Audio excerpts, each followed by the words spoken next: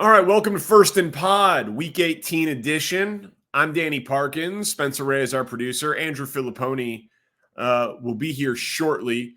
We taped basically right when the 325 Central game ended through the start of Sunday Night Football. Everything other than Bills-Dolphins. Pony had some live TV to do in Pittsburgh after Sunday Night Football because the Steelers made the playoffs today. And so he will join us in just a moment. I will handle Bills Dolphins by myself. And all I'll say is, 21-14, they both knew they were going to make the playoffs. So some of the drama was taken out of it, but tons of mistakes, pretty sloppy game. Josh Allen was awful in the first half. Christian Wilkins with an incredible sack, forced fumble recovery for yet another turnover for him. But that's 4 straight division titles for the Bills. The Dolphins have to just be kicking themselves for, this game flipped on the punt return. That was a massive moment in the game. They had that 1-point loss to the Titans on Monday Night Football. They've got to have some feeling of, man, the Jets lose Rodgers for the season and Buffalo goes through all of the drama, turmoil, and inconsistency that they went to, and they still can't win this division, and they only put up 14 points on the game heading into the postseason. So, on the surface, 11 wins and making the postseason and some of the incredible offensive numbers were there. We'll see if Tyreek wins Offensive Player of the Year, but it feels like they could be, McDaniel won't win Coach of the Year. Tua for a moment was an MVP guy. Tyreek was an MVP guy. That goes away. Maybe Tyreek carries Offensive Player of the Year. But if they go to Kansas City and lose in the postseason, it's going to feel pretty empty with no division title and no marquee postseason award, and obviously no playoff win. And, Josh Allen, I know he's a polarizing guy, and I've been a proponent of his. He just every year he figures out a way to put up, another 30 touchdown, 4,400 yard season. But he definitely makes too many mistakes. He definitely turns the ball over. But you saw in the second half of this game, why he can be scary when he runs more, because the dude's a truck. And I know he got stuffed on the final 4th and 1 to give Miami one last time, but he had plenty of plays that he was making with his legs that just make him a very unique weapon. So now that we know all the broadcasts and the whole situation, I'll run it through for you. First game of the postseason, Browns at Texans. As of now, Cleveland is a 1.5-point road favorite in Houston, which feels a little disrespectful to my guy, CJ Stroud. Not going to lie to you. I like the over of 43.5 in that game. We'll do the full breakdown of the postseason on the next pod, but just want to run this through for you. The Peacock game, like I said, I can't wait for the story from Andrew Marchand or Jimmy Traynor or someone that'll tell us how this happened, because there had to have been a draft, because Chiefs at Arrowhead, other than Cowboys, Packers, and arguably Lions, Rams, but I would still think Mahomes. I would think that Peacock might have gotten the second pick in the draft here, because it's kind of crazy that Mahomes is going to be behind a paywall against Tua and the Dolphins. And if I would have told you before the year that they were playing in the postseason and that total was 47.5 at open, that something crazy would have happened. That would have been an expected 55, 57-point total for a postseason game. Then Steelers-Bills is the early Sunday game. Buffalo opens as a 7.5-point favorite in that one. I'm not terribly interested. We'll get Pony's thoughts on that in a minute. On seeing Pittsburgh in the postseason. Game that'll get the highest number in terms of the TV ratings. Cowboys a 7-point favorite in the afternoon slate on Fox against the Packers. Old school 90s feel to that. And of course, Mike McCarthy against his old team. And that's actually the second highest point total of the wildcard weekend at 49. Only to be topped by the game we've talked about for weeks, the Sunday nighter, Rams-Lions. A billion storylines in that one. Detroit right now sitting at a 3.5-point favorite over the Rams. Wouldn't shock me if that settled at 3. There's a lot of love out there for the Rams, but that's a high total, basically going to give the point spread advantage to the home field team. And then Eagles a 2.5-point favorite as of now in Tampa Bay. That is by far, if you would have said, 8 weeks ago, these are the matchups, I think we would have all been floored, obviously, by the situation with the Browns and the idea that the Eagles would be a road team as less than a 3-point favorite against an NFC South champ would have been the most confusing thing if you would have shown someone this in like week 8, week 10, the wild card matchup. But the postseason is set, and we will be here for you with everything, of course, on First and Pod for the wild card weekend. But now to get to the rest of the games and what was a surprisingly entertaining, given all the backups, week 18. Welcome in Andrew Fillipponi to react, give us his first thought to the Jaguars losing and gifting his Pittsburgh Steelers a ticket to the postseason.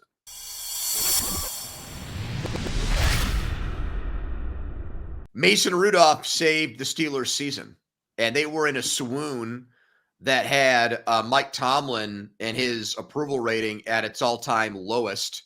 Mitch Trubisky, both that signing, doubling down on bringing him back as the backup quarterback, having him lose games to the Patriots and Colts, had many people questioning the entire Steelers philosophy on team roster building and everything else.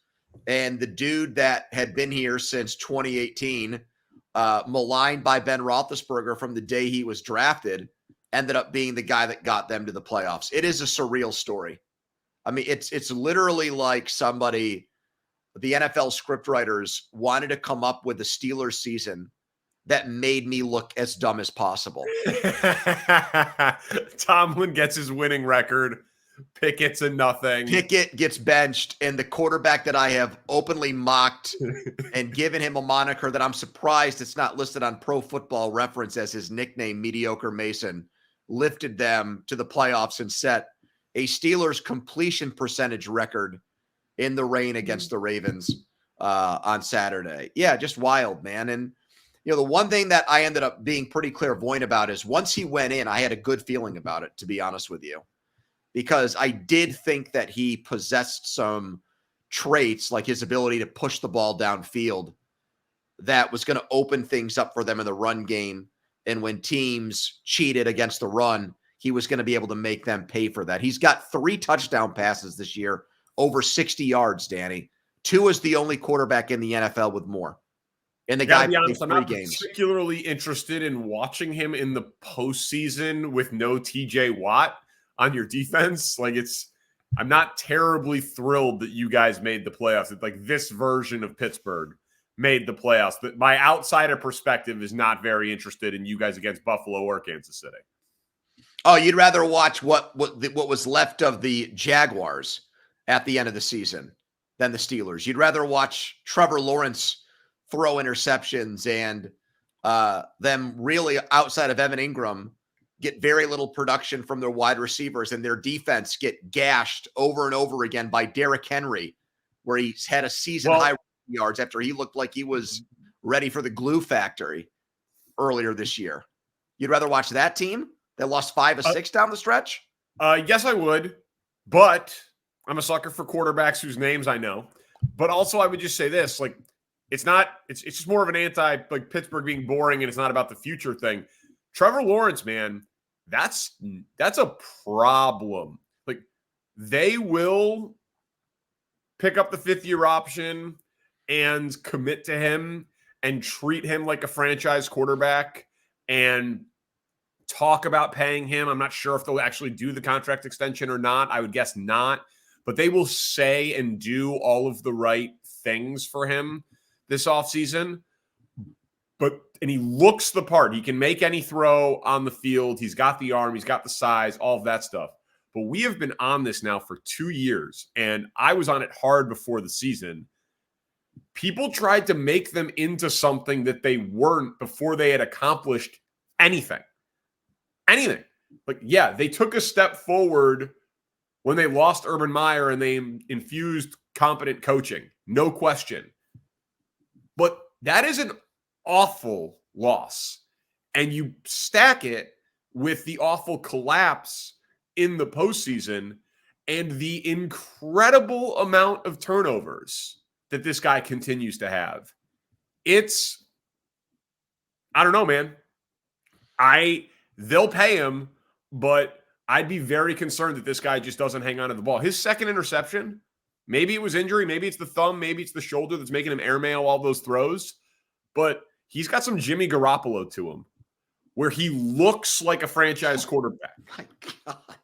Dude, I'm just saying. I'm flabbergasted by most of this take. I agree with the premise that Lawrence's numbers, when you look at them, do not reflect his the opinion of him, where he is not produced like he gets talked about, which is he's already been put into the club of elite quarterbacks, between maybe 5 to 8 guys in the NFL that you'd want to build your team around. He already gets put in that class without having a monster statistical. Jordan Love had a better year in 2023 than anything Trevor Lawrence has done from a numbers-based thing. But I think you said they didn't collapse in the playoffs. They took advantage of a team that collapsed. That's right. Yeah. Oh, yeah. I mixed up Herbert and Lawrence. Yeah, my bad. Which I get because they're both, aesthetic quarterbacks. Yes.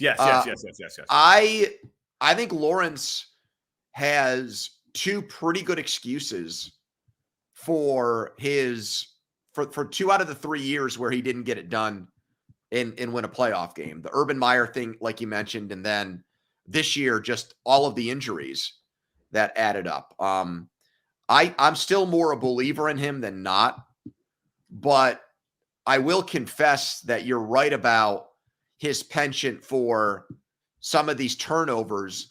It is a little Josh Allen-esque with him, where there's some recklessness to his game and carelessness that seeps in. And unlike Allen, you don't have like the big gaudy statistical games and monster games to make up for it. So I still think they're in pretty good shape, but the bigger story to me for the Jags is that you have Stroud in your division now.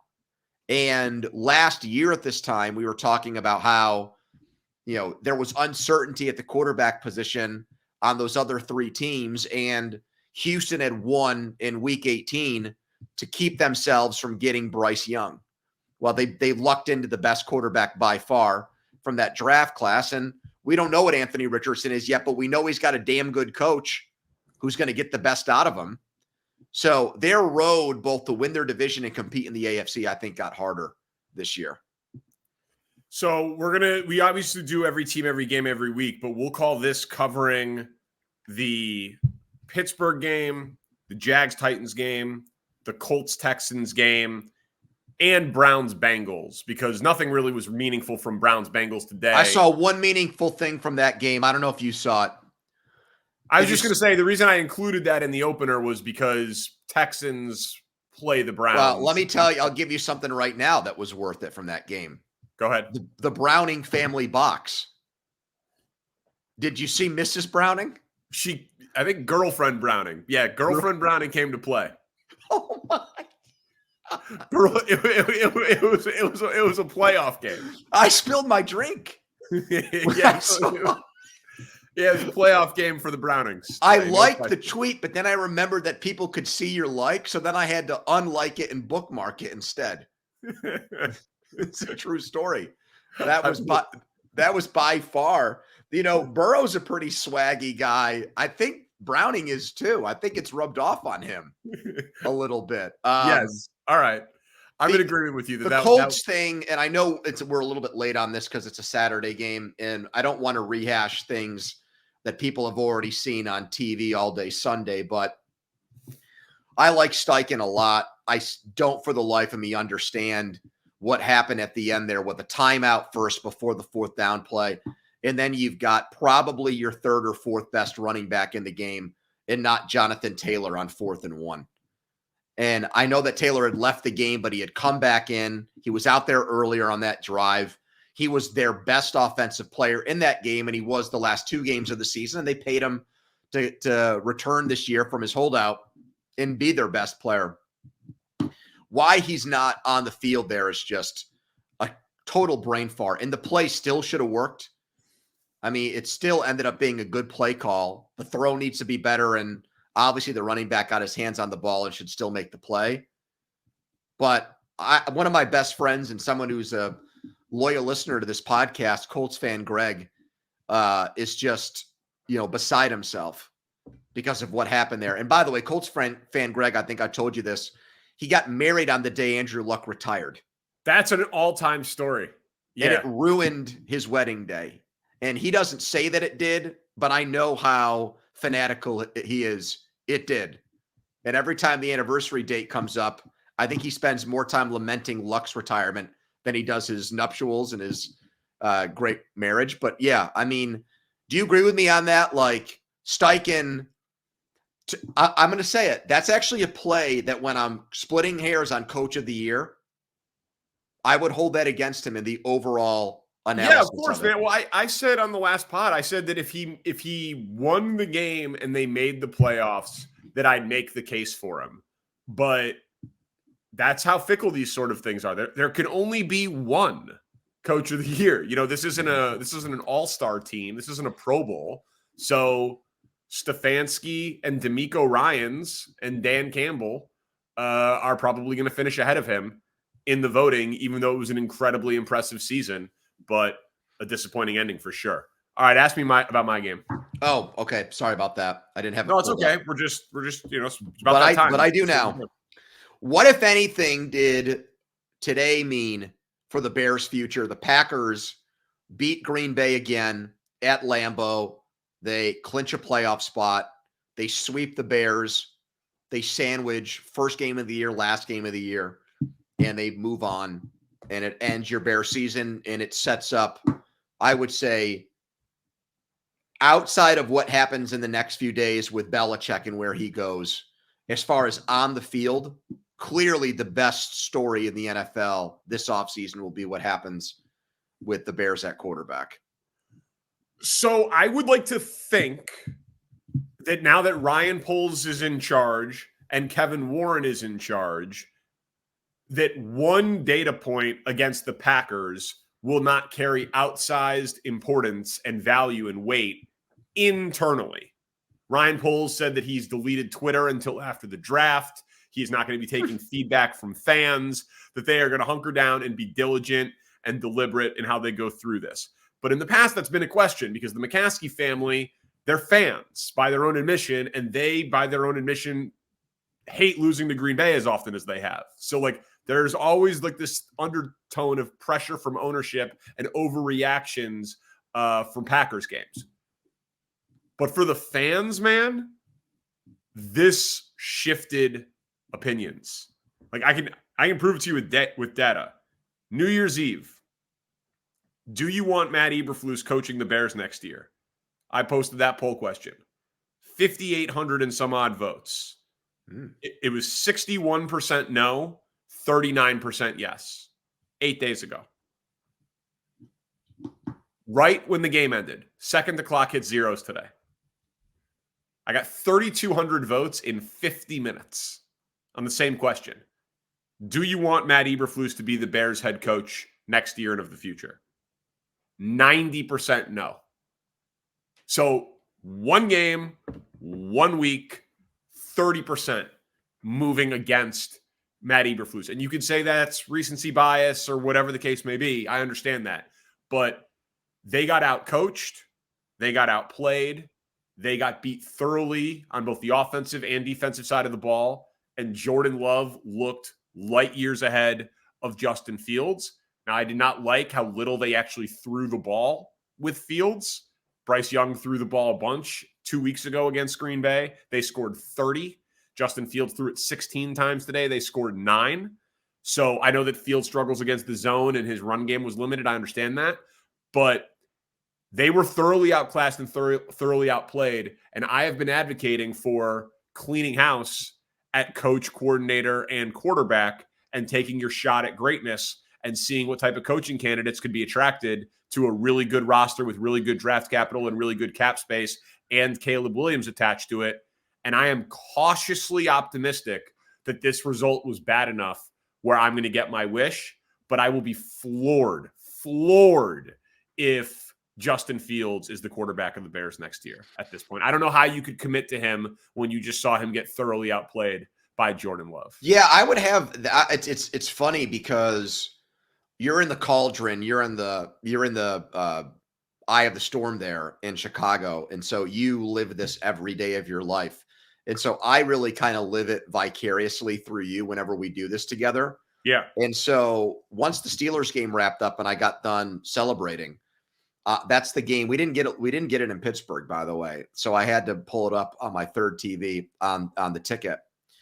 And they never switched off of Eagles Giants either, which was just ridiculous. But that's beside the point. Look, I came away from the game thinking the same way you put it. If I were a Bears fan, I would want to get rid of the coach too. He's a defensive coach. The Packers didn't punt. Love threw for over 300 yards and had 2 touchdowns. I'm not going to keep a defensive coach around who, look, I think one of the things that people are saying about Fields is that the Bears never really figured out a way to get the most out of him. He had 27 rushing yards today. He should be the type of offensive weapon as a runner where teams shouldn't be able to take that away as easily. And I think for most of the season, the Bears took away that weapon with Fields on their own. It wasn't about defensive schematics. It was about their own maybe reservations about how much they ran him. I never understood that.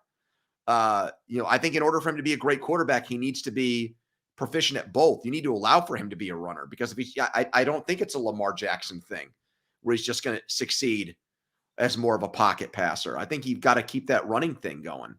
So they never struck the right balance there this year, Danny. And I'm with you. You've said this a lot. With Caleb Williams, I'd want a fresh start.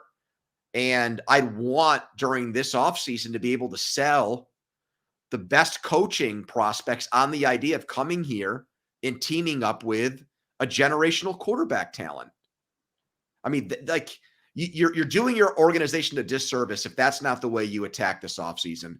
Come work for us and get on the bottom floor of the Caleb Williams experience and be the guy that is with him for the next 10 to 15 years. Right? I mean, that's 100%, dude. They gave Mitch Trubisky John Fox and then fired him after year 1. They gave Justin Fields Matt Nagy and then fired him after year 1. If you bring back Matt Eberflus because the defense improved against bad offenses and backup quarterbacks, stupid, and a Montez Sweat trade, and then draft Caleb Williams and then fire him after year 1, it's insane. It's just not learning from history. So I'd like to believe that the new leadership is smarter than that.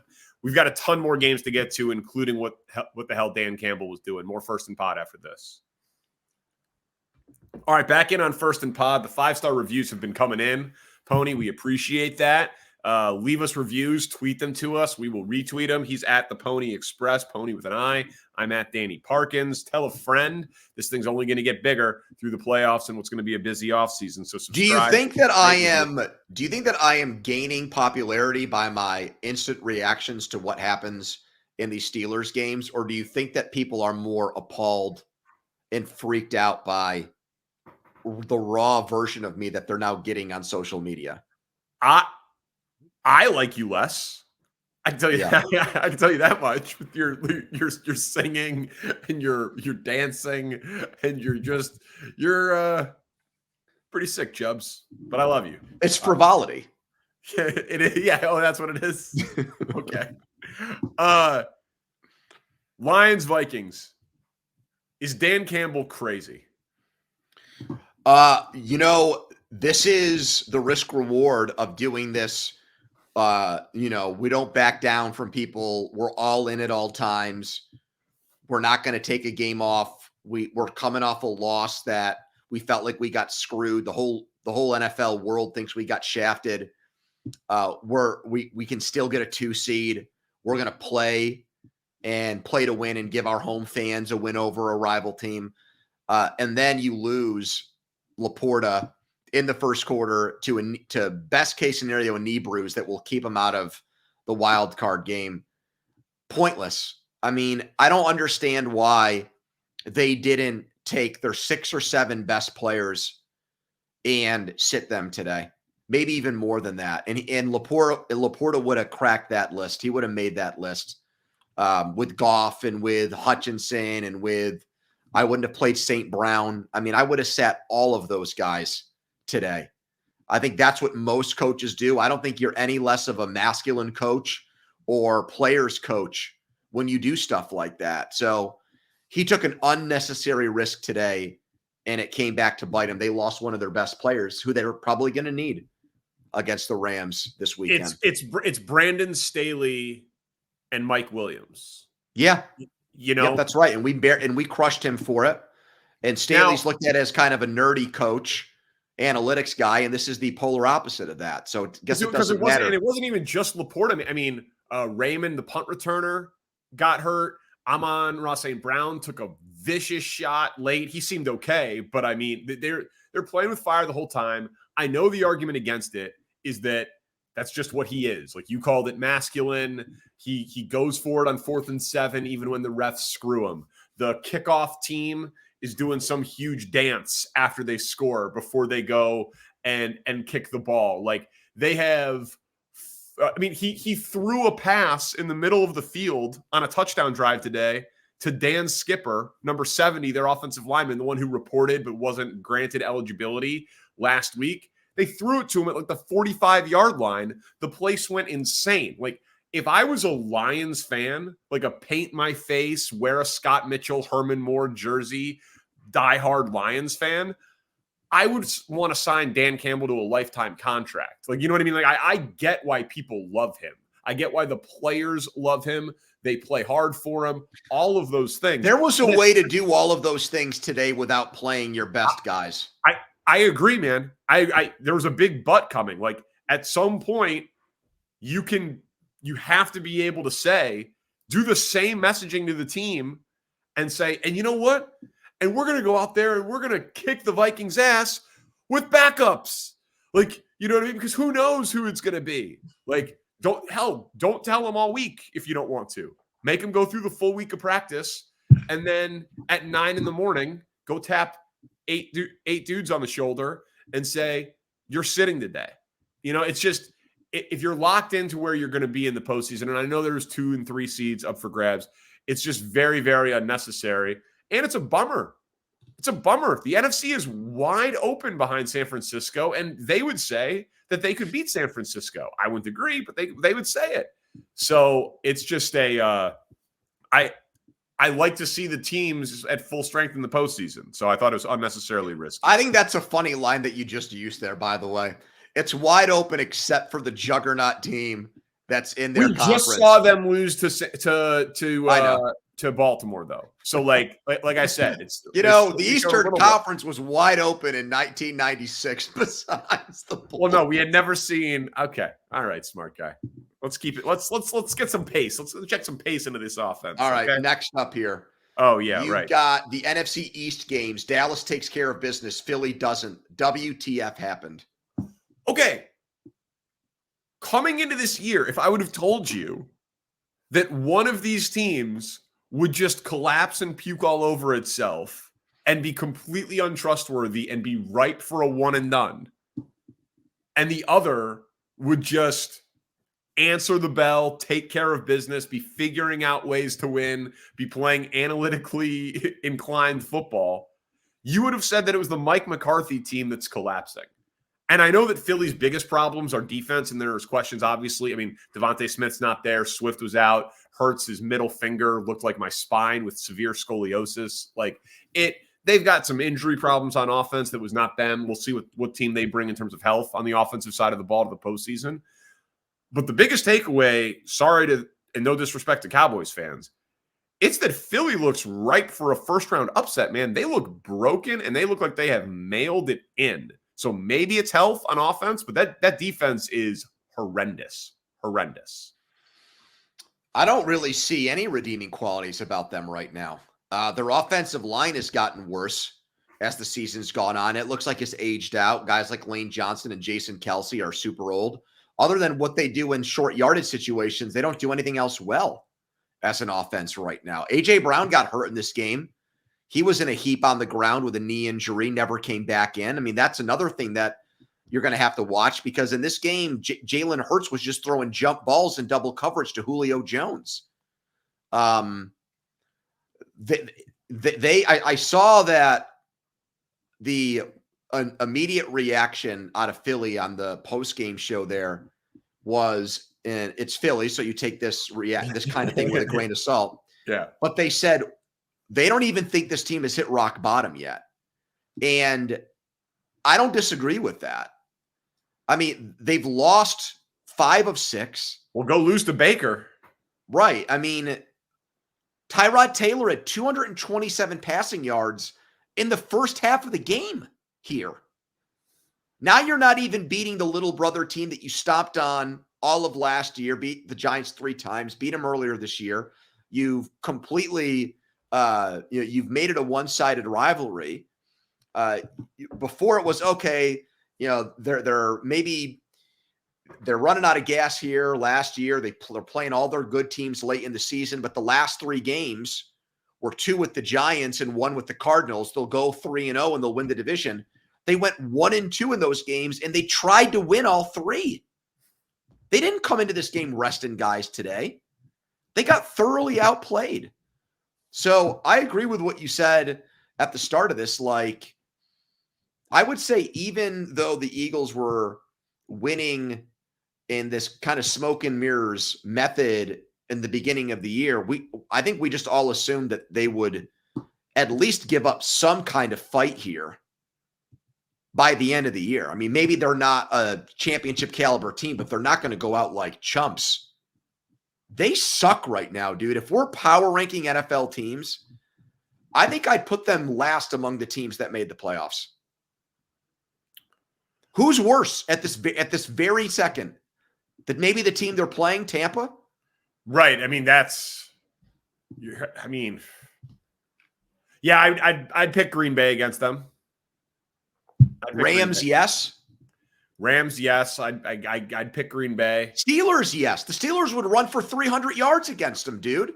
I don't think. Why not? I don't think I'd pick Pittsburgh against them because they are more vulnerable against the pass than against the run. Rudolph's got a passer rating over 100 in his 3 games. Okay. I mean, it's bad. Like I said, I want. Can they win shootouts in the playoff? Can they win a shootout? Because Baker's that game's going to be. I don't think they can right now. I think Hurts. I was wrong. I was partially wrong about him. I thought he was. I know he's had injury problems. We'll probably find out more about that at the end of the season. But I really thought he was going to keep. That Super Bowl was so good, even though they lost. He won me over. I think he's taken a pretty sizable step back this year. All right, I love this drama at the end of this Falcons-Saints game. It's good to have a little bit of bad blood. Who should be more pissed, Arthur Smith or Dennis Allen? Okay, so what's the argument for Dennis Allen being pissed, that his players don't listen to him?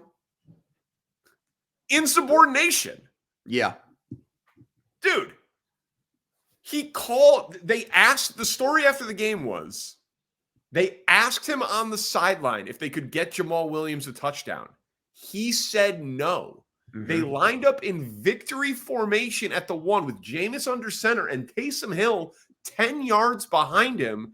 And Jameis just turned around and gave it to Jamal Williams, who ran in for a touchdown. And Jameis is just like, yeah, we talked about it. That's what we did. Like, you can't have that. You can hate what your coach says, but that's straight up insubordinate. I would be surprised if they cut Jameis tomorrow. Like that, you cannot do that. Like it's in a functioning society. So like Arthur Smith doesn't know what's going on. He thinks that Dennis Allen's in on it. So he's furious in the moment. But I bet you when Arthur Smith, he's going to get fired by the time people are listening to this podcast, I would imagine. And Bijan Robinson and Kyle Pitts and Drake London fantasy owners are going to rejoice at it. Like, he went out terribly too, losing 48-17. I get the argument, stop him or whatever. But they lined up in victory formation, man, to go up 48-17 instead of 40-17. that is straight up Bush League. So I think it's Dennis Allen pretty clearly. And I don't think you can just blame Jameis for this. I mean, obviously, Jameis is acting like an independent contractor because he knows that I think he feels like he's gotten a raw deal by the Saints, that when he went there, Sean Payton was grooming him to take over for Drew Brees, and it never happened. And now he's stuck there behind Derek Carr and everything else. So it's like a scene out of Varsity Blues, though. It's like I know, but Kilmer, he doesn't like. What anyone have a problem with Wendell getting into the end zone? Like, God, that's a movie. No, I know, but what I'm saying is, like, the other guys went along with it. So you've got 10 NFL players who are like, yeah, okay, let's just do it anyways. I don't know. I don't know if Taysom Hill knew it. Jamal Williams did. Jameis the offensive line blocked for him, and then the running back Williams still took the ball and wanted to score. Yeah, you're right. You're right. Dennis Allen strikes me as a guy who is probably an above average coordinator who still, in my opinion, has no business being an NFL head coach. I think they have one of the most nondescript coaching staffs in the entire league. There's nobody in New Orleans from a name recognition standpoint among their assistant coaches even that I think most NFL fans would recognize and know. I think it holds the team back. They played these last 2 games here like the team they should have been for most of the year. They should have won this division in their sleep with the caliber of players that they have. So I think it reflects, to answer the question, I think it reflects a lot worse on Allen than it does Arthur Smith. All right. Jets, Patriots. What, if anything, if it's over, will you remember about Bill Belichick's last game? That they didn't make a big deal of it at all.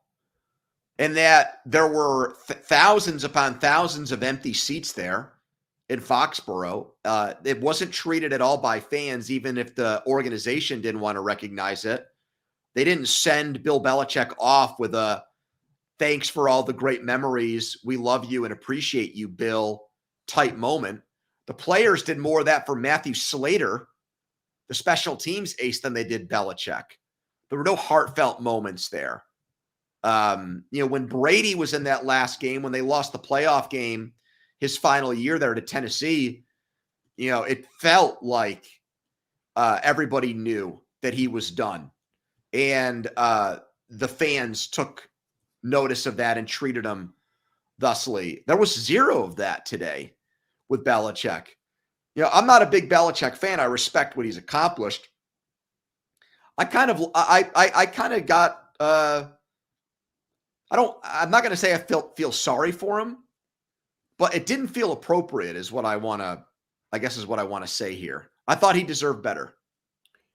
The team is bad. The weather and the style of game was kind of cool for Belichick's last game. Like, you couldn't even see him.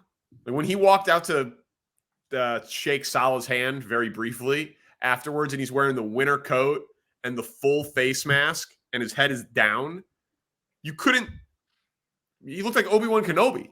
Like, you had absolutely no idea who he was. And they're like trying to follow him with the camera shot, but you're not getting a single facial expression. And obviously he showed no emotion, but we have no idea. He's like a player at a poker table who's wearing a hoodie, sunglasses, and a mask for COVID. Like, yeah, I'm not even 100% positive that was Bill Belichick on the sideline. So, the broadcast was obviously talking about it. It's funny.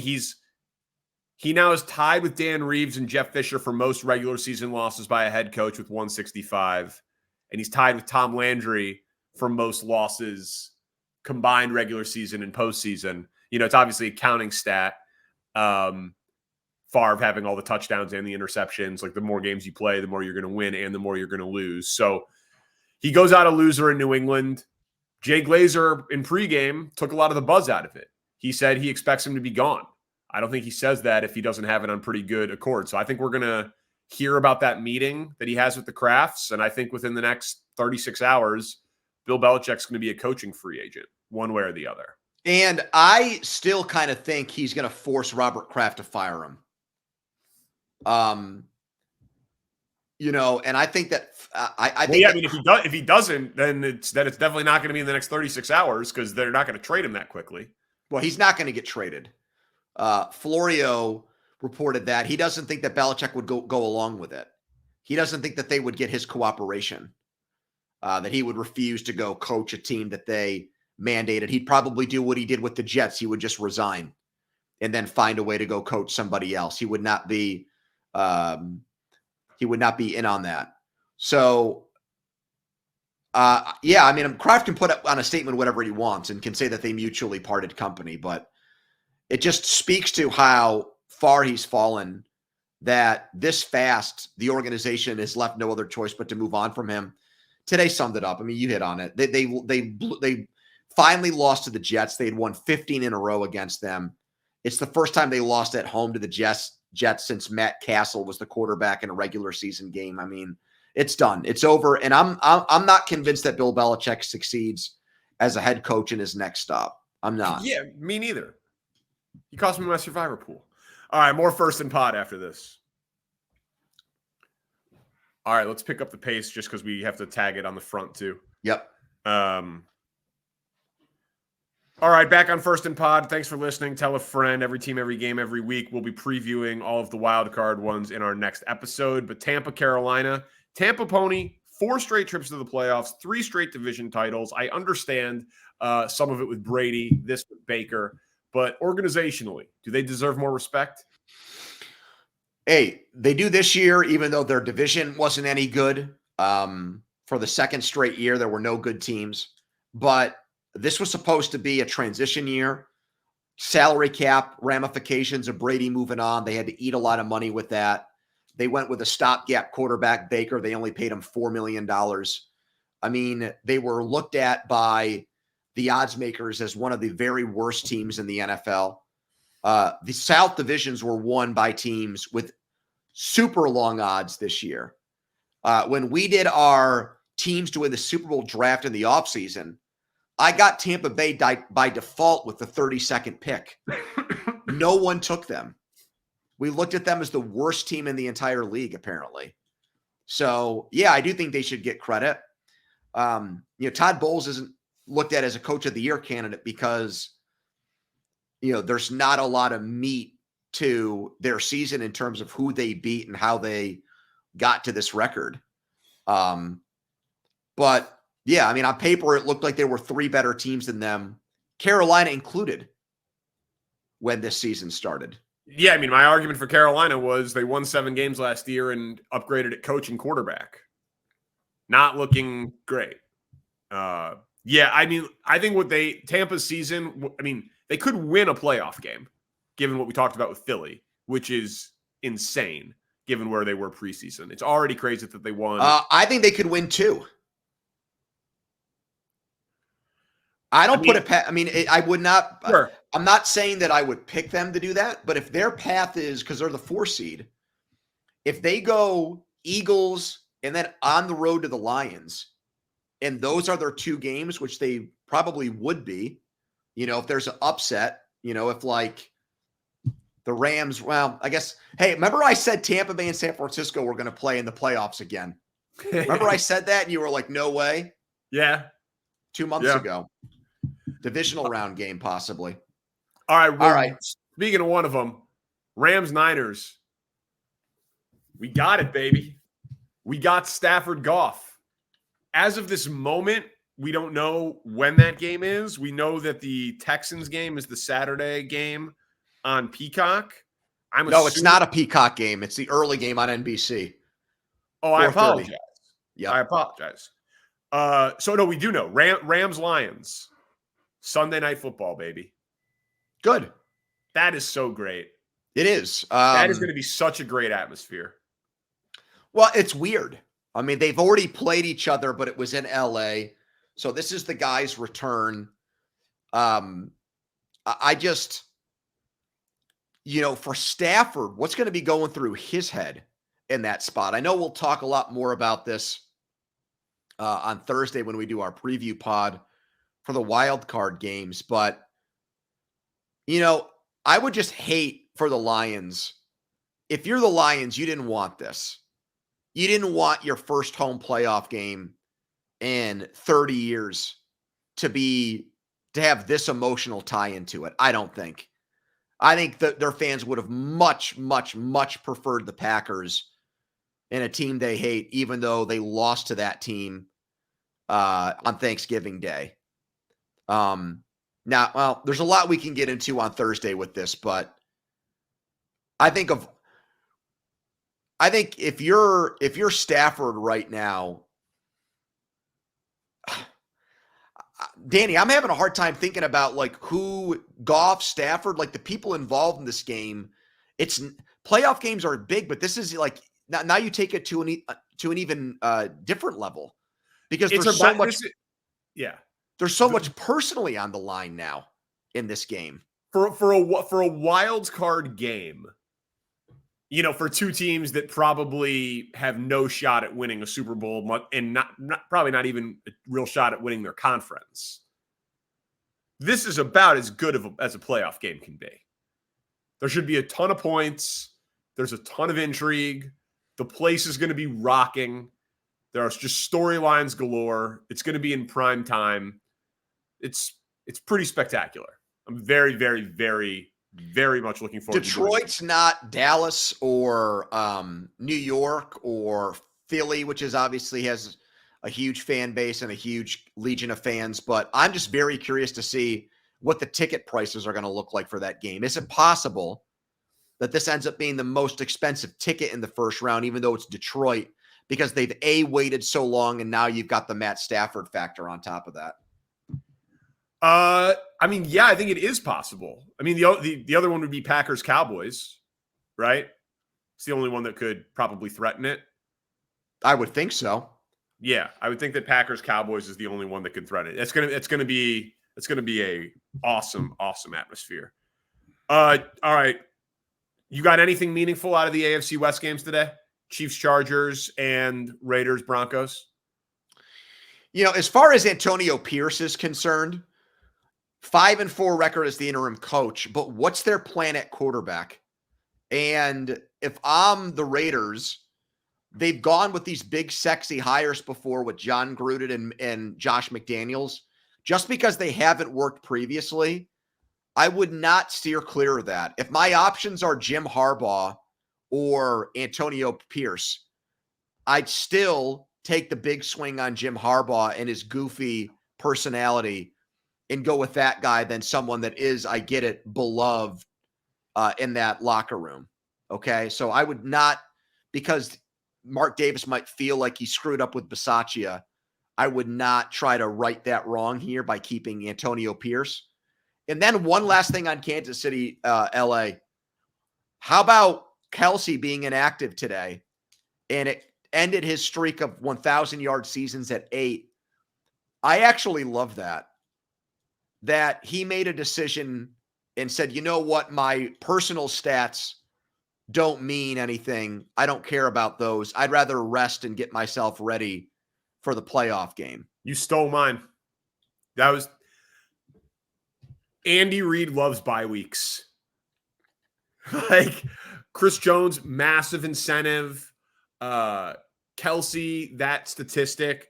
The inactives were Rashee Rice, Kadarius Toney, Pat Mahomes, L'Jarius Sneed, Mike Dana, Donovan Smith, Travis Kelce. I mean, a couple of their best defensive players, their quarterback, their Hall of Fame. He did what Dan Campbell should have done. That's what I'm saying. And they still won. Yep. For whatever that's worth. But Easton Stick doing Easton Stick things with that turnover inside the 5. Very quick comment on Seahawks Cardinals. Pete Carroll was asked after the game about his future. Every time stuff like this comes up with Pete Carroll, I'm reminded of how much younger he looks than his age. Belichick is the only coach older than him in the NFL. But if I didn't know any better just looking at him, I would think he was in his early 60s, Danny.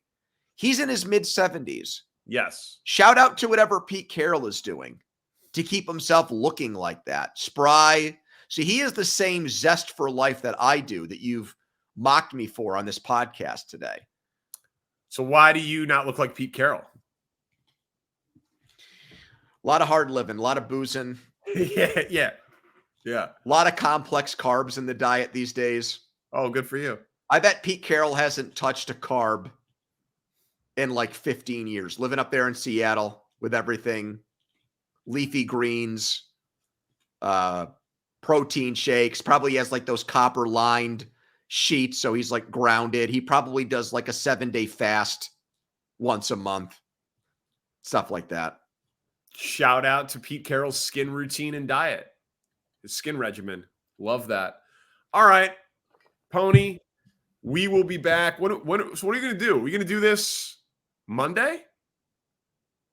No, Thursday we're going to preview wild card. Thursday we're going to preview, obviously. Thursday we'll preview the playoffs for Friday morning in your weekend. But then should we wait? Yeah, we should. Monday? We should do it after Monday night, I think. Or should we do like... We'll let people know. I mean, we'll send out a message about it or something. Figure that out. We'll figure that out because I kind of like the immediacy of Sunday night, but then we might just need to do like a special short thing for the Monday game. I like that idea. Which is Eagles Bucks. Maybe we do that. Do that. All right, Danny. All right, man. Thank you to Spencer Ray, our producer. Tell a friend. We're here first in pod. Peace.